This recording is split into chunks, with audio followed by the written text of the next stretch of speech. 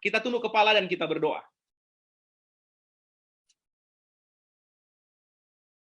Ya Tuhan dan Allah kami, Engkau layak menerima pujian, hormat, dan kuasa, karena Engkaulah yang telah menciptakan segala sesuatu, dan oleh karena kehendak-Mu semuanya itu ada dan dijadikan, sebagaimana Wahyu 4 ayat 11 menyebutkan.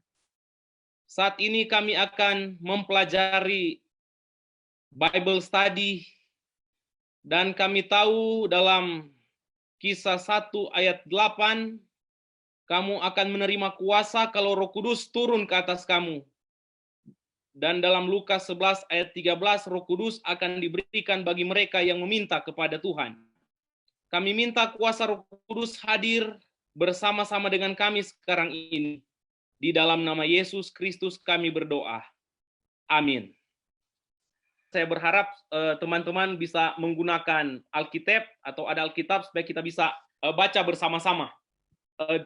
Judul yang saya ambil pada sore hari ini adalah rahasia diberkati menurut Alkitab. Rahasia diberkati menurut Alkitab. Kalau kita baca baik-baik judul ini, maka kita akan dapati ada dua makna.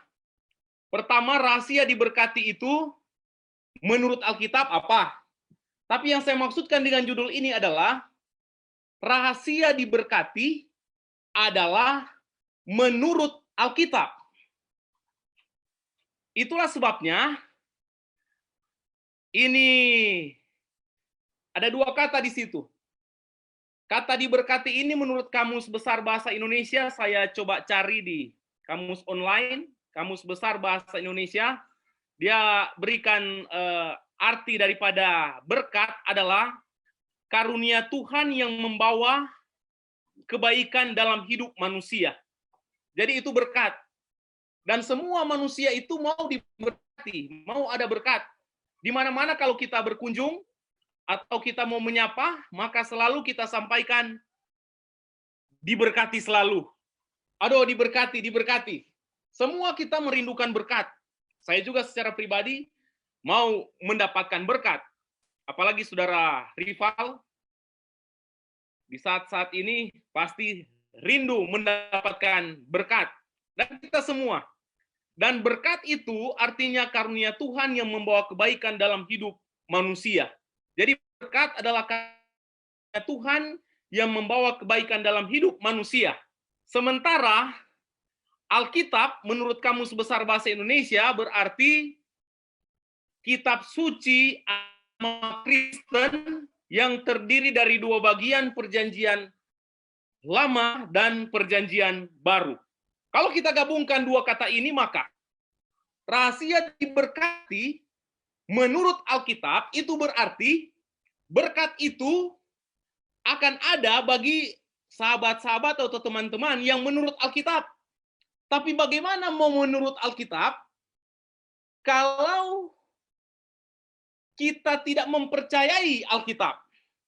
Bagaimana kalau kita mau mempercayai Alkitab tapi kita tidak merenungkan Alkitab? Bagaimana kita mau merenungkan Alkitab tapi kita tidak membaca atau mendengarkan Alkitab atau firman Tuhan? Karena dalam Roma pasalnya yang ke-10 ayatnya yang ke-17, iman timbul dari pendengaran, pendengaran akan firman Tuhan. Jadi iman itu akan bertumbuh, muncul ketika kita mempelajari firman Tuhan.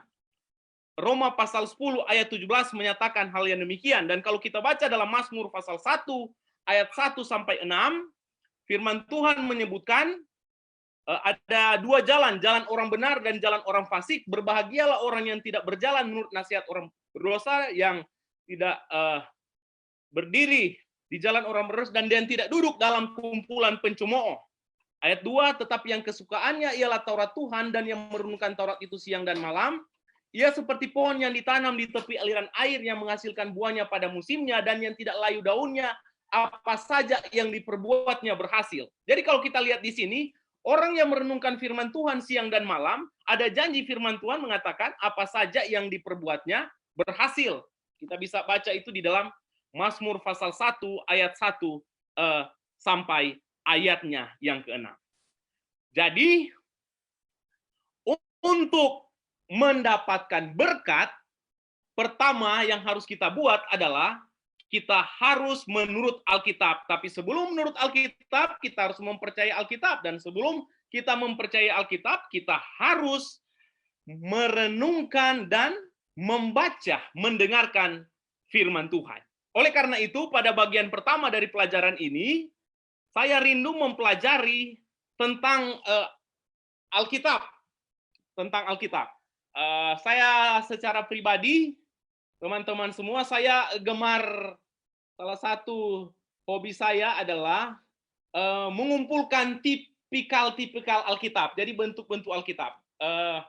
Ada beberapa Alkitab di sini. Kalau ini Alkitab dari Lembaga Alkitab Indonesia yang biasa kita gunakan, Alkitab. Kemudian ada juga Alkitab, ini Alkitab khusus Perjanjian Baru dari bahasa Yunani ke bahasa Indonesia, bahasa Indonesia dan bahasa Yunani. Kemudian ada juga saya menggunakan ada Alkitab ini Alkitab Andrew Study Bible. Jadi ini Andrew Study Bible. Kemudian ada juga Alkitab di sini sebagai pendeta ada penuntun ini Ministerial Bible. Jadi ini ada jenis-jenis Alkitab yang dicetak. Ada juga beberapa Alkitab di sini yang saya gunakan Alkitab kecil kalau saya pakai melawat. Dan khusus untuk Alkitab ini Alkitab ini saya baca dari kitab Kejadian sampai Wahyu. Kemudian di setiap bagian Alkitab saya tandai dengan krayon. Ya, misalnya seperti ini saya tandai. Jadi ayat-ayat yang bagi saya secara pribadi sangat menguatkan, saya baca kemudian saya tandai. Dari kitab Kejadian sampai Wahyu saya baca, menyentuh hati saya tandai, sehingga kalau dibaca-baca ada banyak sekali ayat-ayat ini. Jadi kalau Alkitab saya ini kalau mau dibaca hampir semua ada tanda-tanda. Jadi biasanya saya kasih kalau dosa saya kasih tanda merah, kalau ayat tentang janji-janji firman Tuhan saya kasih dengan warna emas. Kenapa saya pakai krayon? Karena kalau pakai stabilo dia tembus di bagian belakang. Jadi kalau dia tembus di belakang. Tapi kalau anak-anak punya yang sering kita pakai untuk menggambar, dia tidak tembus sampai di bagian belakang. Tapi dari semua Alkitab yang ada di sini, tidak penting bagi saya secara pribadi. Alkitab mau jenis bagaimana? Apakah King James Version, New International Version, atau Lembaga Alkitab Indonesia, tidak masalah. Yang terpenting bagi saya kalau saya lihat adalah apakah kita tekun mempelajari Alkitab ini. Jadi yang dibutuhkan, dan ini sesuai dengan konsep yang saya baca di dalam Alkitab adalah bagaimana tekunnya kita mempelajari Alkitab. Kalau kita baca dalam Kisah pasal 17 ayat 11, orang-orang yang ada di Berea lebih baik hatinya daripada orang-orang yang ada di Tesalonika. Karena apa? Karena mereka mempelajari Alkitab ini tiap-tiap hari dan mereka menyelidiki apakah ini Alkitab yang ditulis itu benar demikian. Jadi yang paling penting adalah ketekunan kita sebagai orang-orang muda, berapa banyak waktu yang kita gunakan untuk mempelajari firman Tuhan. Mohon maaf ini introduction semua panjang ini dia. Tapi saya lihat di sini tidak semua bisa berbahasa Manado. Mohon maaf kalau cara bicara bahasa Manado muncul, tapi biarlah Roh Kudus menjamah supaya bisa saudara-saudara teman-teman bisa mengerti. Baik saudara-saudara, saya kira ini introduction pertama karena saya lihat di selama ini yang dibahas, dia punya tema yang diberikan adalah Bible Study. Dan untuk belajar Bible Study sebetulnya ini Alkitab ini adalah dasar. Adalah tidak mungkin kita meyakini isi yang ada di dalam kalau kita tidak meyakini Alkitab terlebih dahulu. Jadi penting dalam pembahasan ini untuk kita sama-sama tujuan ini pelajaran ini adalah kita benar-benar yakin bahwa Alkitab ini adalah firman Tuhan. Jadi Alkitab bukan buku yang berisi firman Tuhan, tetapi Alkitab ini adalah firman Tuhan. Jadi Alkitab adalah firman Tuhan. Nah, mari kita lanjut. Dalam Alkitab ini, dalam Alkitab ada fakta-fakta yang ada tentang keberadaan Alkitab. Ini saya tahu saudara-saudara, teman-teman semua sudah tahu karena berdasarkan 2 Timotius 3 ayatnya yang ke-15, dari kecil, barangkali ada yang dari kecil ya, kita sudah belajar kitab suci yang memberikan hikmat. Kita yakini kalau kita mempelajari Alkitab, kita akan bertambah, kita punya hikmat ya, kita tambah cerdas kalau kita mempelajari Alkitab. Dulu saya ingat waktu SD saya kurang pintar membaca, tetapi karena sering membaca Alkitab sehingga jadi lancar membaca, dan kita sudah pelajari itu. Nah, fakta-fakta tentang Alkitab ini, Alkitab ini kita tahu bersama karena ini dasar. Jadi dasar itu penting sekali. Kalau dasar kurang maka bisa tidak sampai pada tujuan ya. Makanya ini pengenalan akan Alkitab penting. Kalau kita lihat ada kebaktian rohani, kebaktian kebangunan rohani, maka yang pelajaran pertama yang sering dibawakan adalah Alkitab. Kenapa Alkitab itu harus disampaikan, dia punya kebenaran? Karena kita tidak bisa lanjut mempercayai tentang ajaran-ajaran yang lain, janji-janji tentang berkat, kalau kita tidak yakin tentang Alkitab. Kita bisa saja hanya mau ambil sepenggal-sepenggal. Makanya pertama adalah harus kita yakini bahwa Alkitab ini ya dan amin. Nah, Alkitab terdiri dari dua bagian. Kita tahu bersama, yaitu terdiri dari Perjanjian Lama dan Perjanjian Baru. Alkitab itu Perjanjian Lama terdiri dari 39 buku yang diawali dengan kitab Kejadian dan berakhir dengan kitab Maliaki. Saya percaya kita sudah tahu, tapi berdasarkan kitab Ulangan pasal 6 ayat 7 dikatakan, kamu harus menyampaikannya berulang-ulang. Kita tidak bisa, ini konsep Alkitab, menyampaikan secara berulang-ulang. Walaupun kita sudah tahu, ada banyak ayat dalam Alkitab saya sudah tahu, tapi saya harus baca berulang-ulang. Jadi bukan berarti kita sudah tahu terus tidak usah diulang. Kita harus mengulang karena Alkitab menyebutkan seperti itu. Sampaikanlah itu secara berulang-ulang. Nah, dari 39 buku Perjanjian Lama yang diawali dengan kitab Kejadian sampai Maliaki, kemudian dalam buku dalam Perjanjian Baru diawali dengan kitab Matius dan berakhir pada kitab Wahyu, Revelation. Jadi jumlah total ada 66 buku. Kemudian ini Alkitab ini ditulis oleh kurang lebih 40 penulis dengan latar belakang para penulis yang berbeda-beda, baik dari tingkat pendidikan mereka maupun latar belakang pekerjaan beda-beda. Kita tahu bersama ada yang bekerja sebagai petani, ada nelayan, ada pemungut cukai, ada dokter, dan lain sebagainya.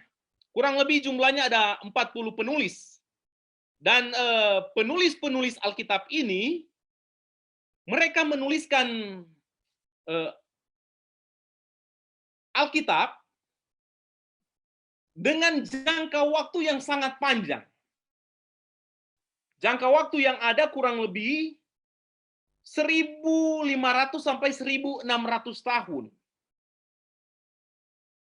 Dan dalam penulisan Alkitab ini ditulis 1.600 tahun, latar belakang yang berbeda-beda, tetapi ini Alkitab ini tidak bertentangan.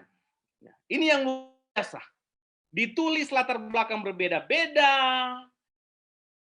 penulisnya juga ada yang berpendidikan atau tidak berpendidikan, dan kemudian kita lihat dalam pembagian, ini seringkali kita cuma hafal kita cuma melihat ini Alkitab ini dari segi perjanjian lama 39 buku, diawali dengan kitab Kejadian, berakhir dari Maleakhi, tetapi kita harus ingat di dalam kitab Alkitab ini juga ada pengelompokan, yaitu ada yang disebut dengan kitab Torah atau 5 kitab Musa yang ditulis oleh Musa, yang diawali dengan kitab Kejadian, Keluaran, Imamat, Bilangan, Ulangan, dan kemudian sesudah itu ada kitab sejarah.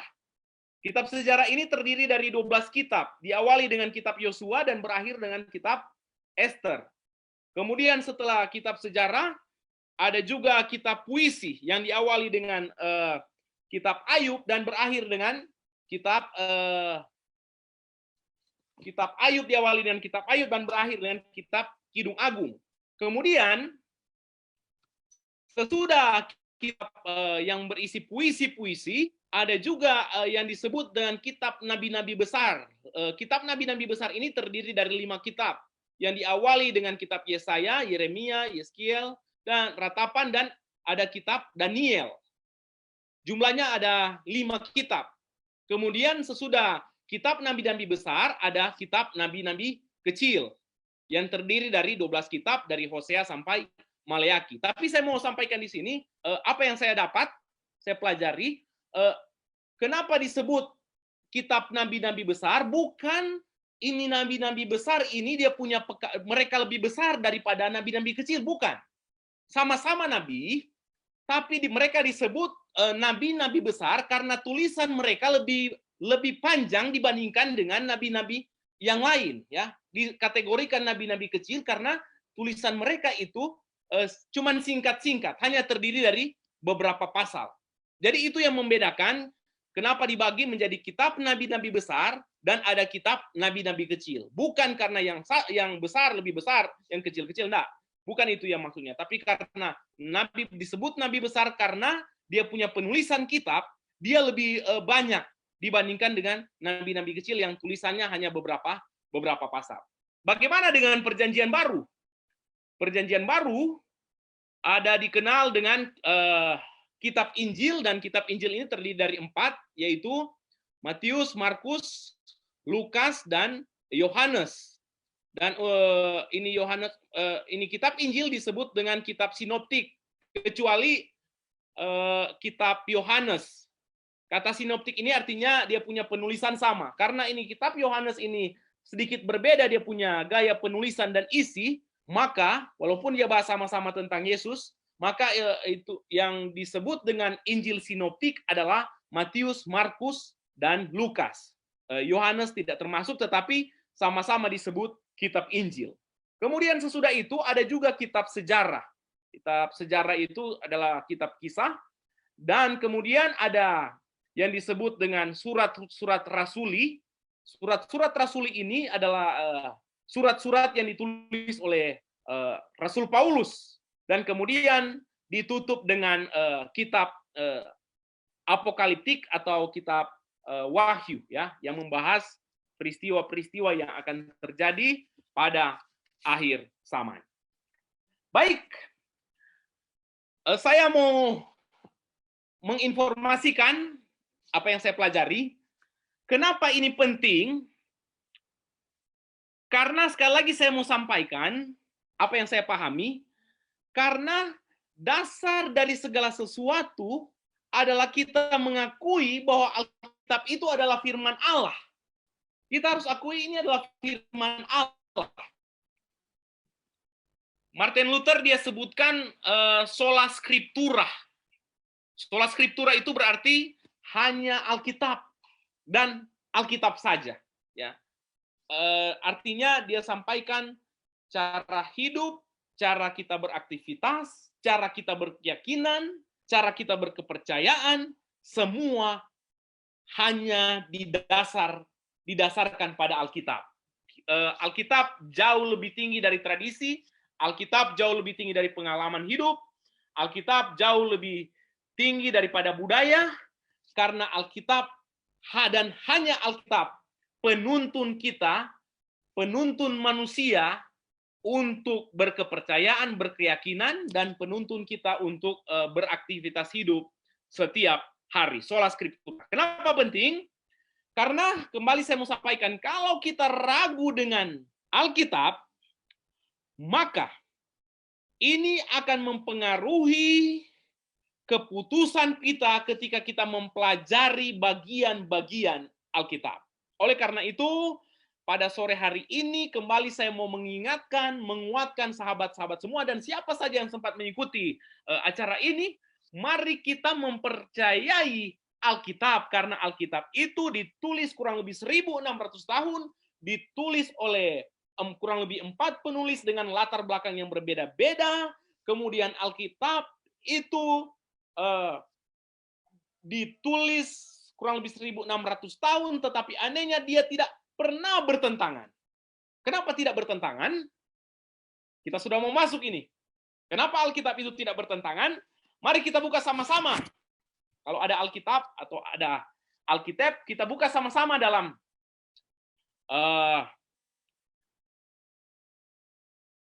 Kitab 2 Petrus 1 ayat 20 dan 21. Kita masuk pada kesaksian dan klaim dari Bible, klaim dari Alkitab itu sendiri. 2 Petrus 1 ayat 20 sampai 21, dia menyebutkan bahwa ini Alkitab ini tidak bisa ditafsirkan oleh kehendak manusia.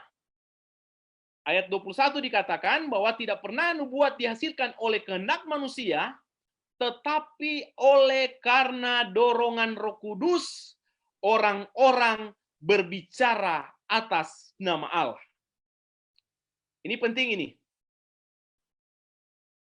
Dari ayat ini sebetulnya ada tersirat sebuah pelajaran yang harus kita ingat, bahwa hanya ada satu autor, hanya ada satu pengarang, dan pengarang itu adalah Tuhan. Penulis, ada banyak penulis, kurang lebih 40 penulis. Dan ketika mereka menulis, Roh Kudus yang mengilhami, ya, Roh Kudus yang mengilhami. Roh Kudus yang mengilhami para penulis, tetapi autornya, pengarangnya hanya satu, yaitu pengarangnya adalah Allah. Banyak penulis, tetapi pengarang hanya satu, yaitu pengarangnya hanya Allah. Ini mudah-mudahan teman-teman semua masih bisa menyimak, masih Amin, bisa Pendeta. Amin. Masih bisa menyimak sampai di sini, Rival? Amin. Sahabat? Oke. Mari kita boleh buka Alkitab kita ya. Kita mulai. Amos 3 ayat 7. Kalau ada yang boleh baca, Amos 3 ayat 7. Sebab, ya, terima kasih sudah ditampilkan. Saya ingin baca, walaupun saya juga pribadi sudah hafal, tapi saya mau baca di dalam Alkitab. Amos 3 ayatnya yang ke-7 dikatakan, sungguh Tuhan Allah tidak berbuat sesuatu tanpa menyatakan keputusannya kepada para nabi. Jadi dia memberikan penguatan bahwa Allah, dia memberikan, dia mengilhami dan dia sampaikan kepada nabi-nabi, ya. Dia sampaikan kepada nabi-nabi, rasul untuk ditulis. Walaupun dan Ulangan pasalnya yang ke-6 ayat 7 yang saya sampaikan tadi, dia sampaikan itu secara berulang-ulang. Jadi di bagian Alkitab ini ketika dia menyampaikan kepada nabi, bukan berarti dia memberikan apa yang akan ditulis itu bagaikan rekaman, bukan. Tetapi dia, kalau kita baca di 2 Timotius 3 ayatnya yang ke-16, di situ dia kata mengilhami, di situ dia menggunakan kata diterjemahkan menghembuskan. Jadi dia menghembuskan. Jadi di Alkitab itu ada beberapa bagian ayat, di dalam Alkitab ada beberapa bagian yang memang Allah sendiri yang minta untuk tuliskan itu kata per kata. Tetapi sebagian besar di Alkitab itu, para penulis Alkitab, dia diilhami oleh Tuhan melalui Roh Kudus, kemudian dia jabarkan dengan kata-katanya sendiri. Jadi kata-katanya sendiri dia jabarkan, dia tuliskan dengan kata-katanya sendiri. Kecuali yang ada dicatat dalam Keluaran pasal 20, dikenal dengan Ten Commandments di situ, ada 10 firman, itu memang ditulis dengan jari Allah sendiri. Jadi ada beberapa bagian di Alkitab yang memang ditulis, didiktekan, ya, ditulis dengan jari Allah sendiri, yaitu Keluaran pasal 20, memang jari Allah sendiri yang tuliskan. Kalau ya bagian yang lain-lain itu, nabi-nabi dan rasul mendapatkan ilham, inspirasi, kemudian mereka tuliskan lewat pemahaman mereka sendiri. Tapi pekabarannya tidak pernah salah. Kalau saya pelajari, bisa saja di dalam penulisan ada kesalahan. Misalnya mau tulis dengan jadi ingin, tapi artinya dengan, ya, karena yang menulis itu manusia biasa. Tetapi pekabarannya tidak akan pernah salah. Ya, pekabarannya tidak akan pernah salah. Pernahkah kita message di WhatsApp atau di apa terus pengetikannya ada salah satu huruf? Saya pernah. Tapi ketika orang terima, dia mengerti, dia punya tulisan ini sebetulnya maksudnya adalah ini, ya begitu. Jadi pekabarannya tidak salah, walaupun penulis Alkitab kadang-kadang dia juga ada salah huruf, satu huruf bisa saja terjadi, ya, bisa saja terjadi. Tetapi pekabaran dari firman Allah ini tidak akan pernah salah, ya, tidak akan pernah salah. Kenapa? Karena Roh Kudus, Allah yang memberikan ilham kepada manusia. Dan dalam Yohanes pasal 17 ayat 17, kalau kita buka, firman Tuhan berkata bahwa kuduskanlah mereka dalam kebenaran. Saya mohon izin, mudah-mudahan, apakah jaringan saya masih bagus? Bagus, Pendeta. Oke, bagus.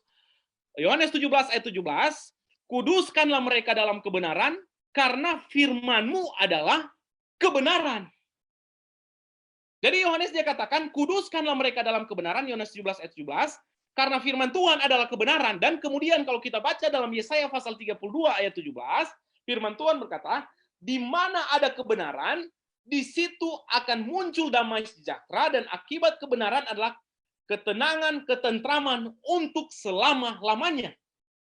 Jadi kita lihat ini judulnya tadi kan, rahasia diberkati menurut Alkitab adalah karena di mana ada kebenaran, di mana ada firman Tuhan, di situ akan muncul damai sejahtera, dan akibat kebenaran adalah ketentraman, ketenangan untuk selama-lamanya. Oleh karena itu, kalau kita baca dalam Yesaya 40 ayat 8, firman Tuhan mengatakan, rumput menjadi kering, bunga menjadi layu, tetapi firman Tuhan tetap untuk selama-lamanya. Dan ayat yang sama yang ditulis oleh Rasul Petrus dalam Perjanjian Baru, dalam 1 Petrus 1 ayat 24-25, rumput menjadi kering, bunga jadi gugur, tapi firman Tuhan Allah kita tetap untuk selama-lamanya. Dan itu dikuatkan oleh Yesus Kristus dalam Markus pasal 13 ayat 31, langit dan bumi akan berlalu, tetapi apa? Perkataan-perkataanku tidak akan pernah berlalu. Saya senang dan paling semua sudah hafal. Kenapa perkataan-perkataan Yesus, kebenaran itu tidak berlalu dan ada selama-lamanya? Karena Mazmur 119 ayat 105, kalau kita baca, banyak yang kita sudah hafal, berkata apa?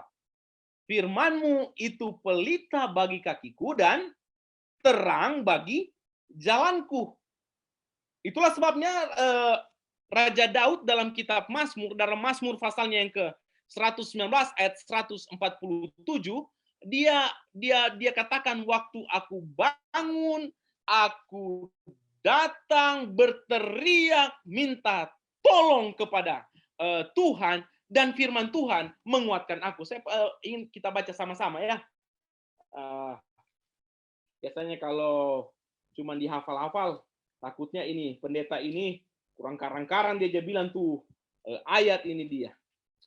Mazmur pasalnya yang ke 119 ayat 147. Firman Tuhan, Daud dia kasih contoh, 147. Dia bilang begini. Pagi-pagi buta aku bangun dan berteriak minta tolong. Aku berharap kepada firman-Mu. Jadi Raja Daud dia memberikan informasi, ketika dia hidup di atas dunia ini, dia hanya berharap kepada firman. Firman itu adalah kebenaran. Dia berharap kepada firman Tuhan. Dan kalau kita baca Wahyu pasalnya yang ke-22 ayat 18 dan 19, Rasul Yohanes ketika dia dibuang di Pulau Patmos, kalau kita baca di kitab apa, jangan kita menambahkan atau mengurangi apa yang sudah difirmankan oleh Tuhan. Karena kalau kita menambahkan, kita mengurangi, maka kita akan ditimpa dengan malapetaka. Jadi kalau firman Tuhan katakan A, jangan kita buat jadi B, atau kita buat jadi C. Biarkanlah apa yang dituliskan. Penting ini. 2 Timotius 3 ayatnya yang ke-16 ayat 17, firman Tuhan berkata, segala tulisan yang diilhamkan Allah, yang ayat yang kita lihat tadi itu, ilham itu dihembuskan, memang bermanfaat untuk mengajar, untuk menyatakan kesalahan, untuk memperbaiki kelakuan, dan untuk mendidik orang di dalam kebenaran. Jadi sekurang-kurangnya ada 4 manfaat daripada firman Tuhan. Menurut kitab 2 Timotius 3 ayat yang ke-16. Ayat 17 berkata, dengan demikian tiap-tiap manusia kepunyaan Allah diperlengkapi dengan perbuatan-perbuatan yang baik. Pertama, tulisan itu bermanfaat apa? Mengajar. Ya. Saat ini kita sementara belajar firman Tuhan, mengajar. 2, dia menyatakan kesalahan. Ketika diajar, kemudian contoh saya ini, apa dosa yang paling gampang dibuat ini dia? Rival, apa yang dosa yang paling gampang dibuat? Berdusta.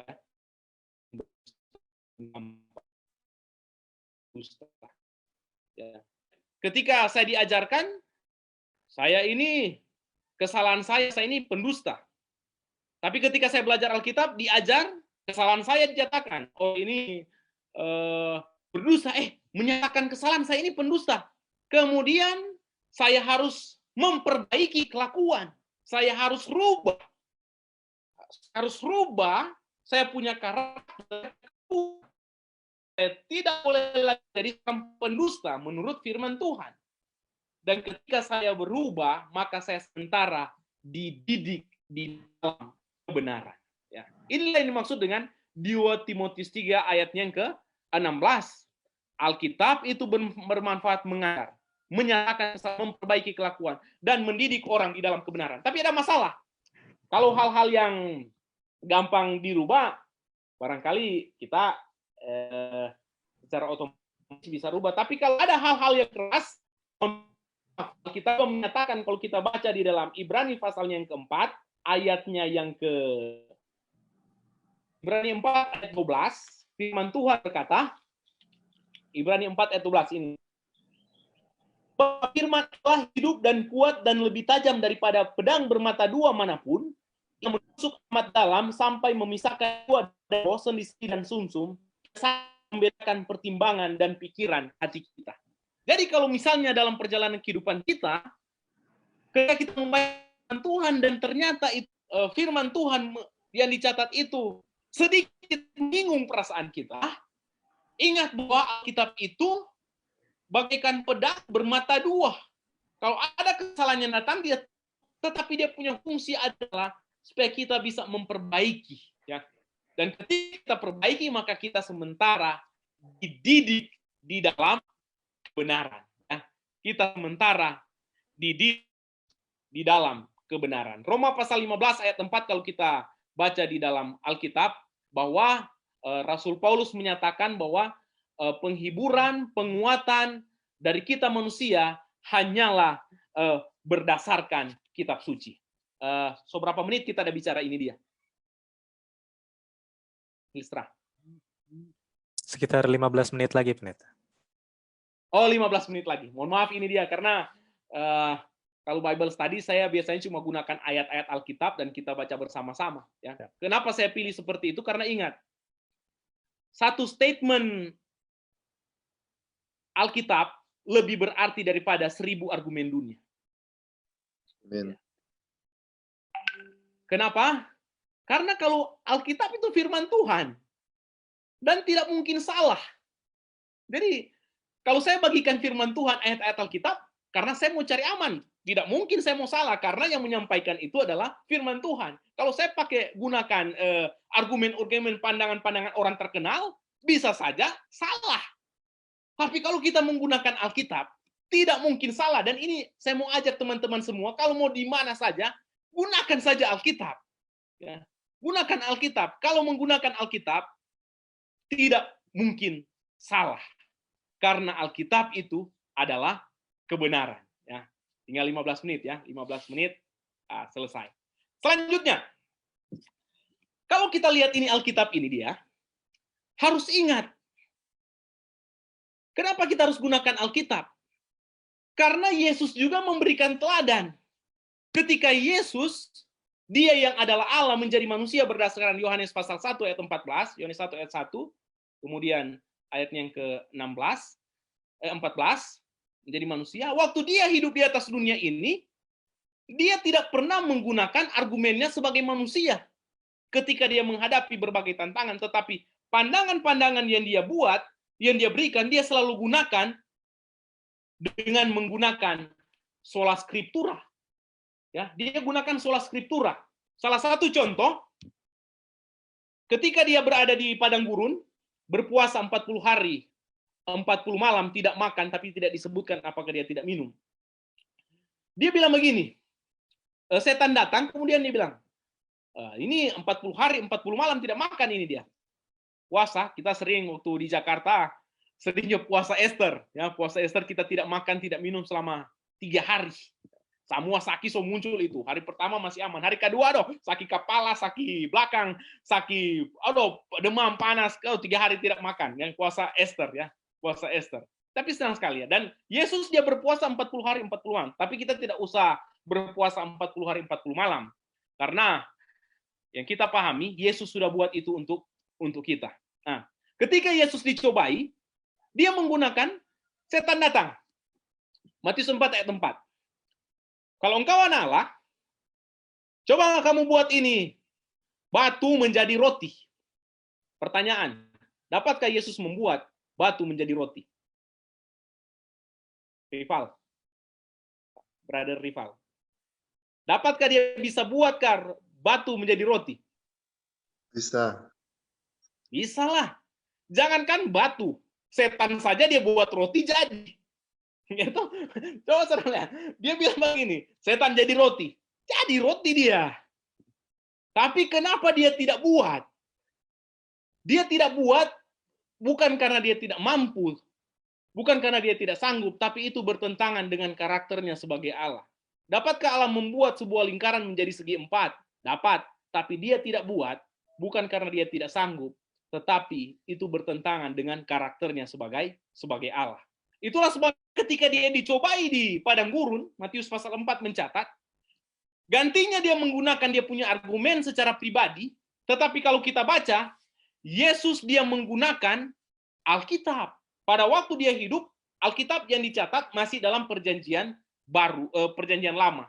Perjanjian lama itu ditulis dalam bahasa Ibrani, dimulai dengan Alef, Bet, Gimel, Dalet, sampai dengan Taf. Kemudian perjanjian baru diawali dengan ditulis dalam bahasa Yunani, Grika, alfa yang ditulis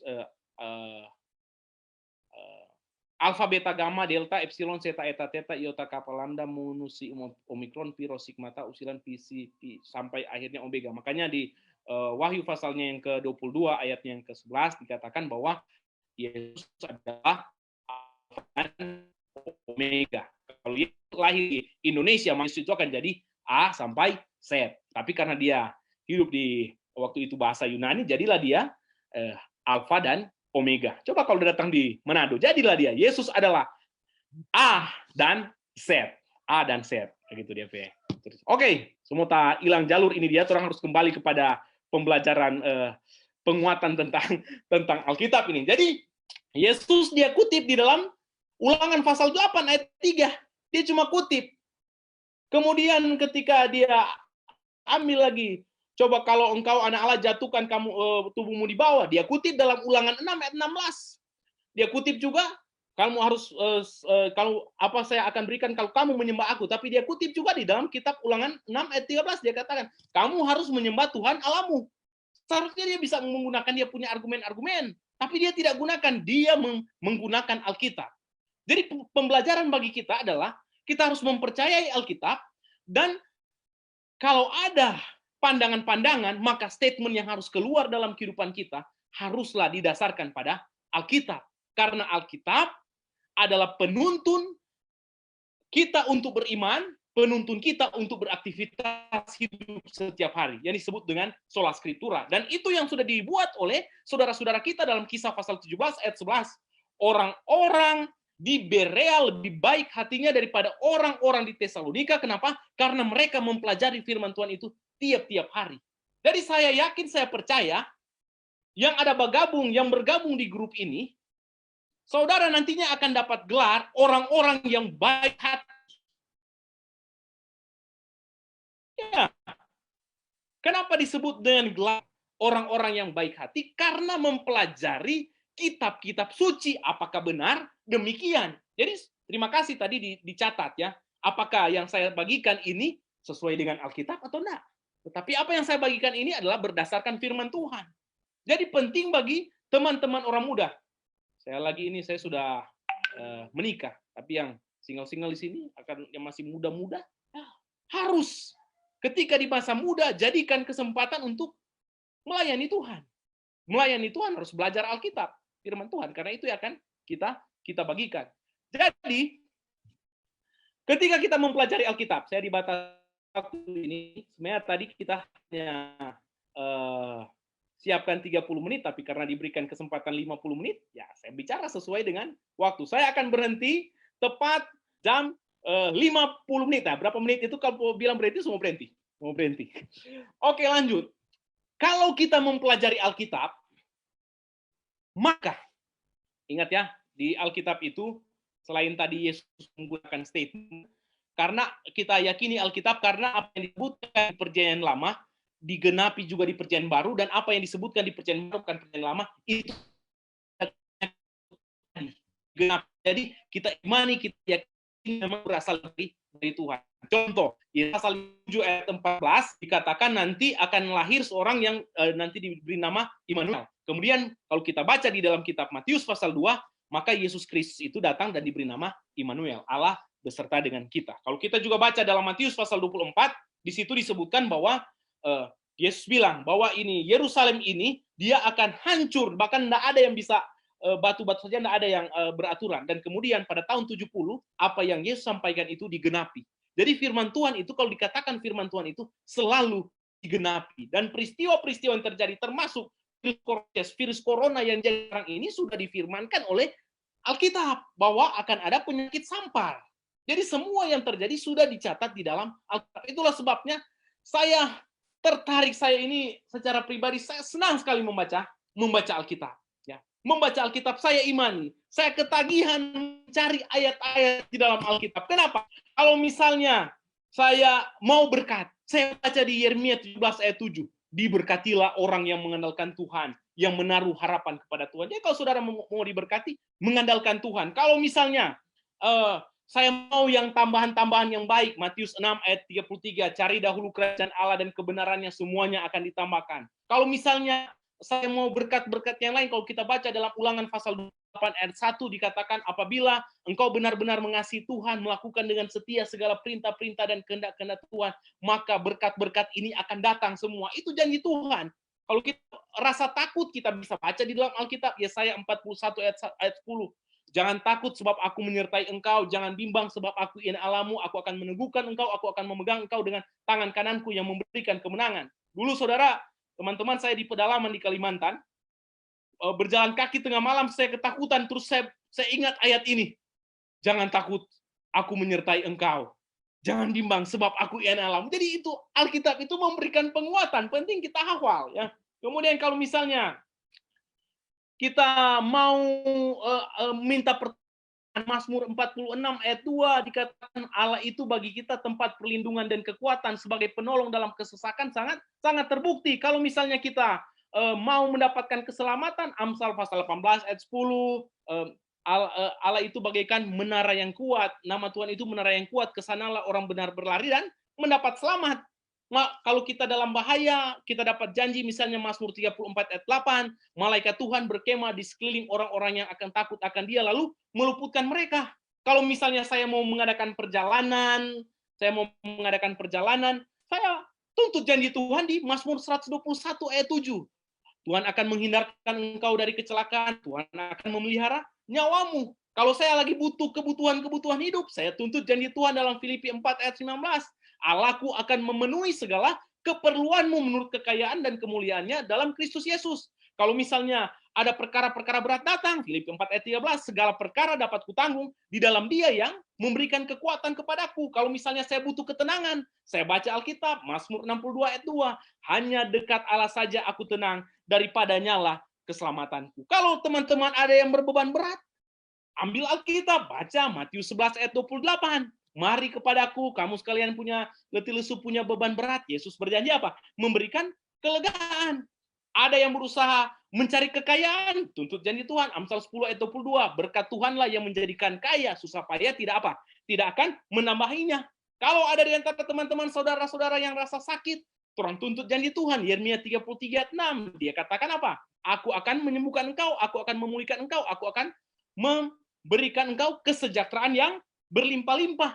Dan semua kalimat-kalimat Alkitab yang kita dapat membuat kita ketagihan untuk membaca Alkitab. Karena dalam Bilangan pasalnya yang ke-23 ayat 19 dikatakan bahwa Tuhan itu tidak pernah berdusta. Manusia boleh berdusta, tetapi kalau Tuhan tidak pernah berdusta. Roma 4 ayat 21 dikatakan bahwa Allah itu berkuasa melaksanakan apa yang Dia sudah janjikan. Kalau Dia berjanji, Dia tepati. Tidak pernah Dia mau ingkar janji. Mohon maaf, serta panjang ini dia. Saya pikir pelajaran ini boleh orang hidupkan. Kita harus imani, kita yakini bahwa Alkitab itu adalah benar. Dan Bilangan 6 ayat 24 sampai 26 ayat berkat yang Tuhan nantikan. Orang sangat rindu. Tuhan memberkati, melindungi, menyinari kita dengan wajahnya dan memberikan kita kasih karunia.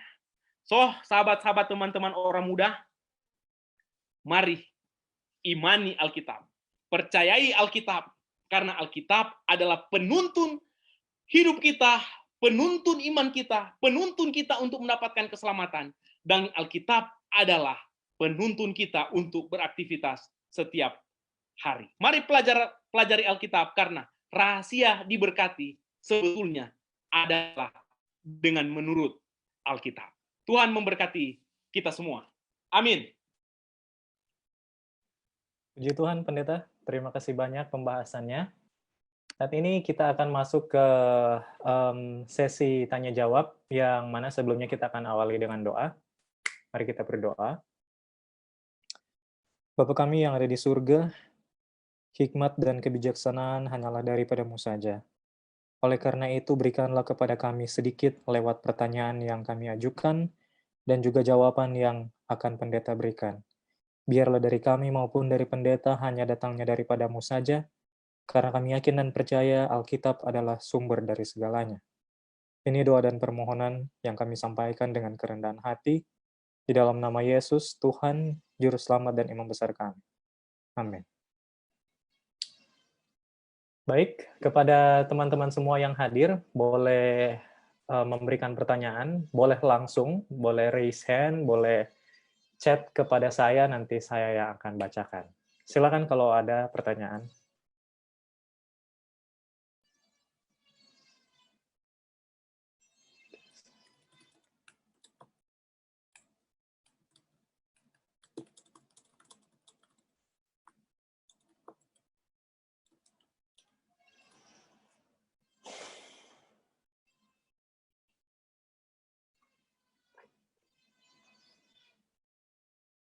Apakah ada pertanyaan dari teman-teman semua?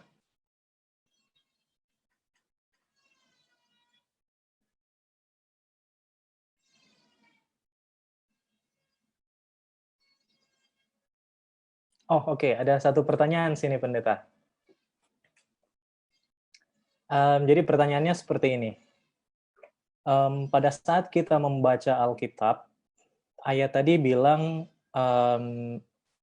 apa yang kita baca kita tidak bisa hasilkan dengan private interpretation atau penerjemahan sendiri, melainkan itu dari Roh Kudus.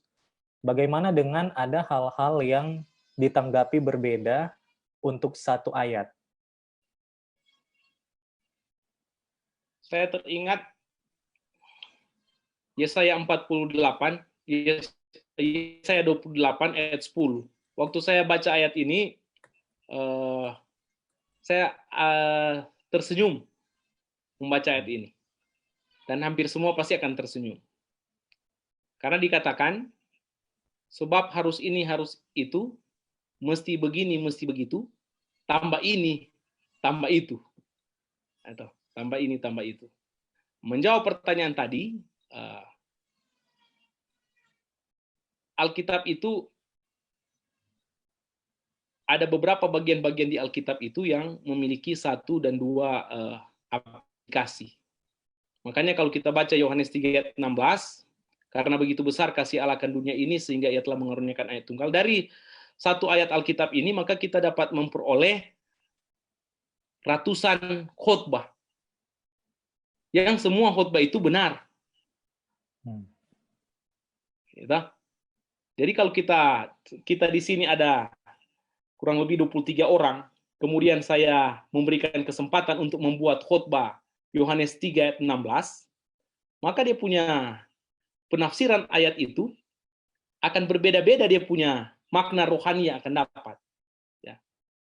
Walaupun jelas, mungkin itu dia punya jawaban. Karena dia punya pertanyaan kan seperti yang ditanyakan itu, ya, saya punya jawaban seperti itu.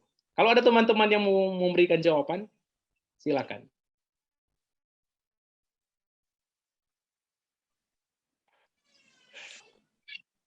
Oke. Atau mungkin pertanyaannya dia mau multi tafsir. Iya, multi tafsir maksudnya pendeta. Kan Jadi multi satu aplikasi, ayat, Pastor. satu ayat, multi tafsir. satu ayat diartikan Multitafsir. lain oleh Jadi seseorang. ayat Seperti Alkitab, ya seperti itu. Nah, jadi kalau jangan pertanyaan itu, yang tadi 2 Petrus 1 ayatnya yang ke-21, tidak pernah nubuat dihasilkan oleh kehendak manusia, tetapi oleh dorongan Roh Kudus, orang-orang berbicara atas nama Allah. Dan kalau sama-sama Roh Kudus yang atau Allah yang menyampaikan, maka tidak mungkin ayat itu punya tafsir. Pasti salah satu di apa itu diteliti ada yang keliru. Tidak mungkin dia ayat itu menyatakan A dan B. Makanya ada dibaca dan dibaca, direnungkan kembali ayat, kira-kira tafsiran ayat itu yang mana ya? Gitu. Dan tafsiran ayat itu pasti tidak boleh bertentangan dengan ayat-ayat yang ada secara keseluruhan di dalam Alkitab. Karena kalau kita mau paksakan satu ayat Alkitab, kemudian kita tafsir A, tapi kemudian dia bertentangan dengan ayat-ayat yang lain di dalam Alkitab, maka sudah dipastikan bukan Alkitab itu yang salah, tetapi cara kita menafsir itu yang salah. Karena Alkitab tidak pernah mungkin bertentangan.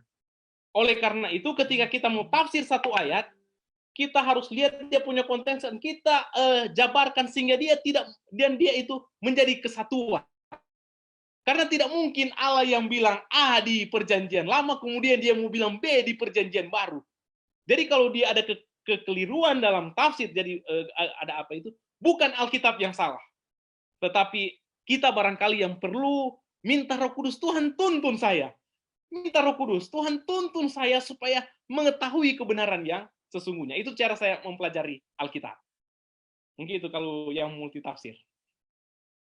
Baik, terima kasih Pendeta. Diingatkan kepada teman-teman, kita masih ada waktu sekitar 8-9 menit untuk tanya jawab. Ya. Dan ada pertanyaan selanjutnya, Pendeta, dari YouTube. Bisakah kita baca Alkitab tanpa baca, tapi melalui audio? Apakah itu efektif atau tidak? Bisa dijelaskan, Pendeta. Terima kasih. Okay. God bless, ada pertanyaan. Oke, God bless. Oke, terima kasih. Ini jawaban saya ya. Saya juga bukan ahli, saya tidak ahli. Tapi yang saya dapat di Alkitab, Roma pasalnya yang ke-10 ayat 17. Boleh dibacakan? Jawabannya Roma 10 ayat 17. Oke, Roma 10 ayat 17. Jadi iman timbul dari pendengaran dan pendengaran oleh firman Kristus. Ya. Dia menggunakan kata pendengaran. Roma 10 ayat 17. Jadi bisa. Karena Alkitab mengatakan iman timbul dari pendengaran. Jadi bukan hanya membaca, tapi mendengar juga. Timbul dari pendengaran firman Tuhan. Jadi Alkitab menyampaikan memang betul mendengar, ya, menggunakan indera pendengar. Tetapi Alkitab juga tidak melarang untuk membaca, karena Alkitab dia memang menganjurkan semua. Kalau di Mazmur pasal 1 ayatnya yang kedua, mereka yang merenungkan, ya, berarti kalau dia mau merenungkan, dia membaca dan merenungkan. Ya, ada juga ayat yang mengatakan membaca. Jadi kalau saya pribadi, saya melihat nasihat firman Tuhan, dia mau semua panca indera sama manusia itu digunakan untuk mempelajari Alkitab. Bukan hanya mata, bukan hanya telinga, mulut, semua panca indera digunakan untuk firman Tuhan. Dan itu yang diajarkan Alkitab. Jadi saya pikir jawabannya dari Alkitab. Kita bisa gunakan mata, melihat, baca. Kita bisa menggunakan telinga, mendengar. Kita bisa lewat mulut, membaca, ya, keluarkan lewat suara. Bisa bahasa tubuh, gerakan. Ya, seperti itu. Dan itu jawabannya dari Alkitab. Bisa. Roma pasal 10 ayat 17 jawabannya. Roma 10 ayat 17. Oke, terima kasih Pendeta. Oh, Pendeta, ada satu pertanyaan terakhir. Ya. Bagi anak-anak muda yang sedang belajar saat ini, bagaimana memulai agar dapat menyukai membaca dan belajar Alkitab? Karena sekarang ini lebih fokus, apalagi kalau sudah memegang HP atau kesibukan lain, mungkin Pendeta ada pengalaman.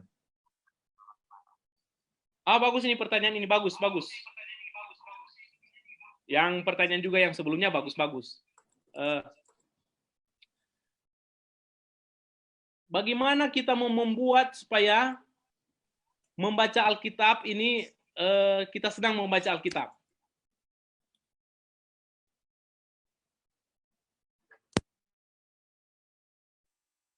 Jawabannya adalah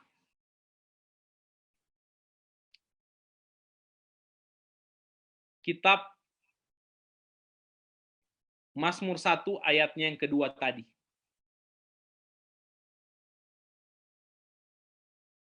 Boleh dibacakan?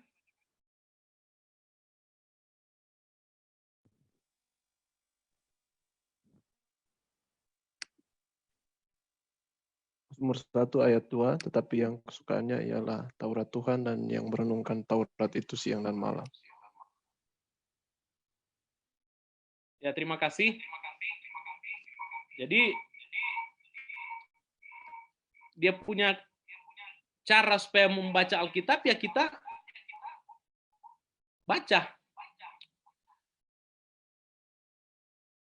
Bagaikan membuat Alkitab itu bagaikan kita sementara mencari harta terpendam.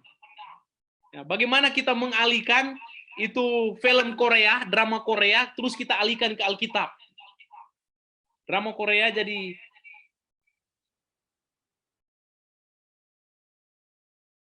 dan yang terakhir berdoa. Halo?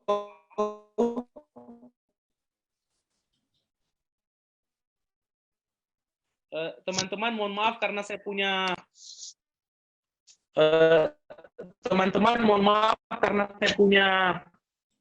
jaringan ini agak terganggu ini.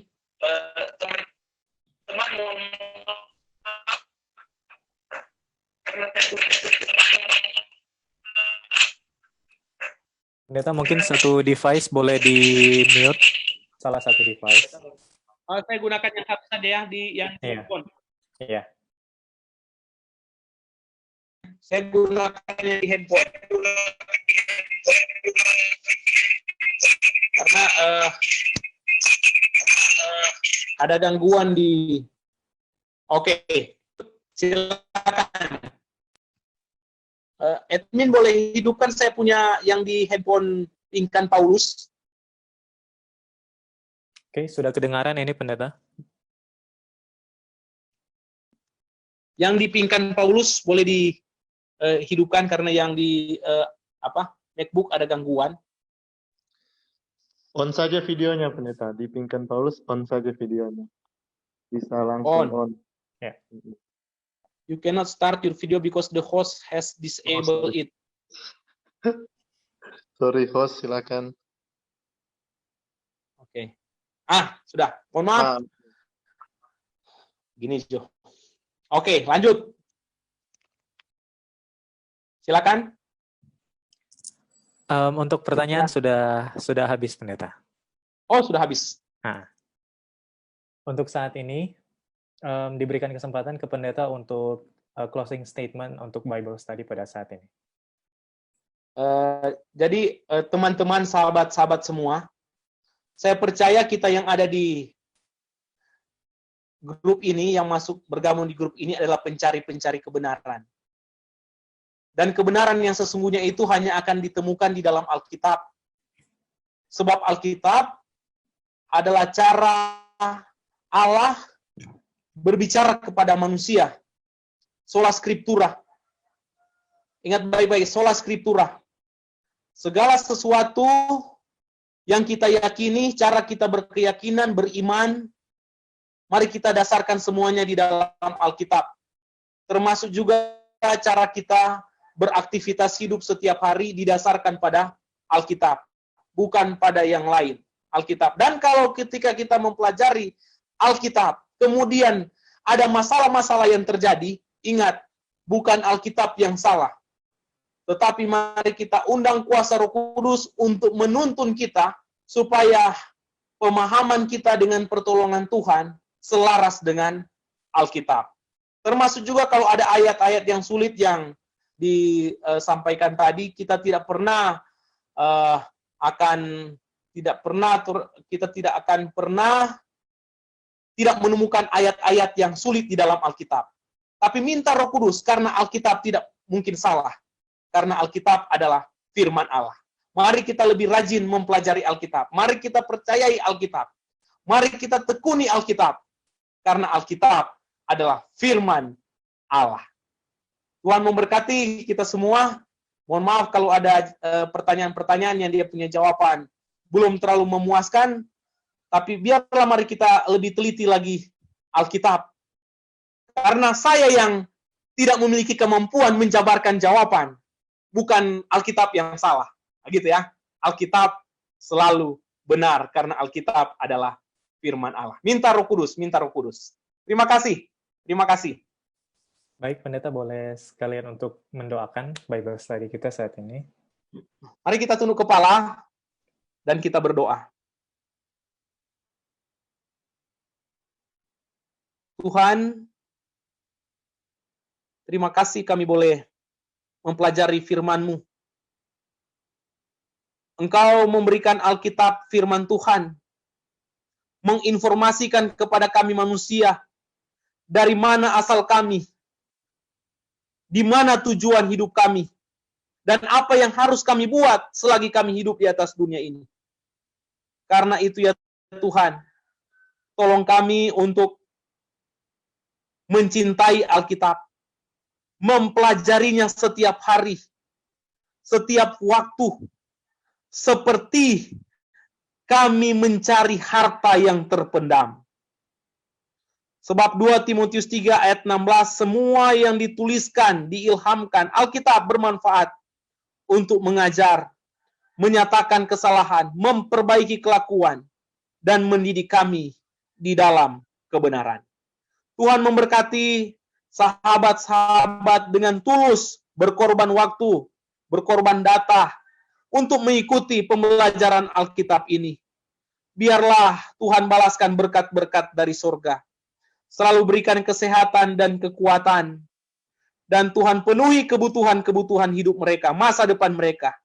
Secara khusus untuk sahabat-sahabat yang sudah memberikan pertanyaan.